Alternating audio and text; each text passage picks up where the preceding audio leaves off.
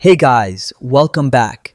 In this quick tutorial, I'll show you how to get a refund on Uber Eats if something goes wrong with your order. Let's get started. First, open the Uber Eats app and log in. Tap on your account at the bottom right, then select orders at the top. Next, go to past orders and find the one that had an issue.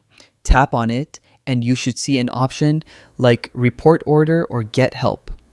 From here, you'll need to explain what went wrong, like missing items, cold food, or the wrong delivery. Just fill in the details and submit the form. Uber will usually respond by chat or email. You can also request a refund through the help section. Just go back to your account, tap help, then choose help with an order. Select the order, fill in the form, and submit. And that's it. That's how you request a refund on Uber Eats when an order doesn't meet expectations. Be honest about what happened, and support will usually take care of it pretty quickly. If this was helpful, go ahead and like the video and check out my other tutorials.